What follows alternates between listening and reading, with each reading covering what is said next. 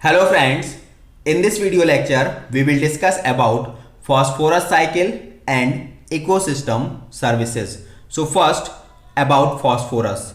Phosphorus is a non-gaseous mineral nutrient and this is the major component of biological membranes like cell membrane, mitochondrial membrane, plastidial membrane as well as nucleic acid like DNA, RNA, energy currency of cell that is ATP, also present in a number of animal body cells like in molluscs and also present in animals bone as well as in their teeth.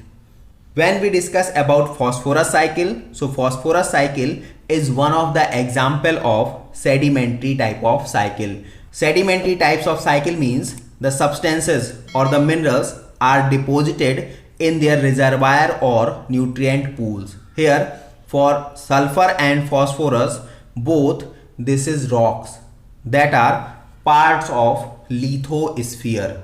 So phosphorus, this is a mineral, that means solid, and that's why its nutrient cycling is very slow. Here in this diagram you can easily see about the producers. Producers absorb phosphorus in form of phosphate from the soil by the help of mycorrhiza. What is mycorrhiza? So mycorrhiza is a specific type of symbiotic association that exists in between the roots of higher plants along with fungus. This may be of two types, ectomycorrhiza as well as endomycorrhiza.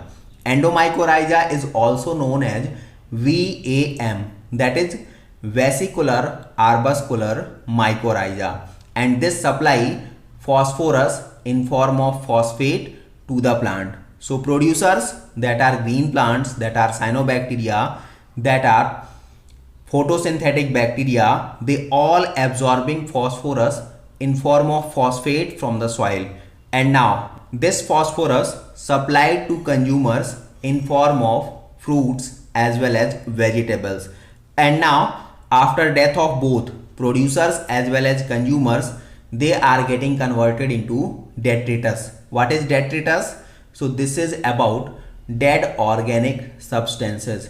Now this detritus is getting consumed by the detritivore. What are detritivore? These are the organisms which are feeding on dead organic substances. For example, this is about earthworm, this is about millipedes, this is about few molluscs.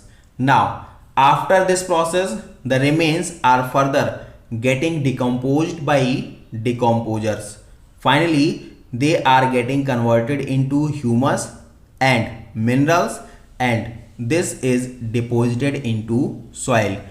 Downside you can see from rocks, means as we discussed the reservoir of phosphorus cycle or nutrient cycle, they are rocks which are a part of lithosphere. So from the rocks, by their withering, they are just releases, and from here they are getting absorbed by the plant roots. Few amount of phosphorus also getting moved away with the help of water, that is known as runoff phosphorus. Now what are the differences in between carbon and phosphorus cycle? So there are four parameters, on that basis we can differentiate in between. First about the cycling pool or reservoir. So for carbon cycle, reservoir is air or water. It means we can say atmosphere as well as hydrosphere. While for phosphorus cycle, this is soil or rocks, and we can say this is by lithosphere. In case of carbon cycle, cycling nature is gaseous, while for phosphorus cycle, the cycling nature is sedimentary. In case of carbon cycle, respiratory contribution, that is by gaseous exchange they contributed, while phosphorus cycle never contributed by gaseous exchange or respiratory contribution is nil. In case of carbon cycle, they are getting contributed by rainfall cycling also, means carbon dioxide which present in atmosphere is getting dissolved and move along with water on the soil surface. So by rainfall cycling, carbon cycle participated, while there is no such type of participation for phosphorus cycling. Now here, this is about ecosystem services. So what is ecosystem services? As given here, it is the product of ecosystem processes, means what plant are contributing to us and how human beings as well as other animals are getting benefited by plants, are getting benefited by the ecosystem. This is ecosystem services. So how ecosystem is beneficial to us? As these points are given here, ecosystem contributes in carbon fixation just like photosynthesis. This also helps or contributes in pollination. Ecosystem services also contributes in dispersal of seed, in oxygen release, in protection of soil, in prevention of floods, in nutrient cycling, as well as for maintaining biodiversity, also for purification of air, as well as regulation of climate in any particular area.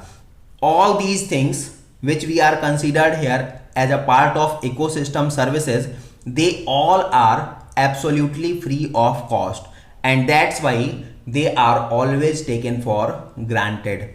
When we try to calculate the value of all these ecosystem services in terms of pricing, then this is far greater than what we can realize. For example, ecosystem services, this is identified or just calculated by Robert Constanja and his co-workers. So they estimated a very conservative value that was nearly 33 trillion US dollar, and this is the value what we are obtaining from the nature or from the ecosystem free of cost, and this is nearly 2 times or more than 2 times from the total world gross national productivity.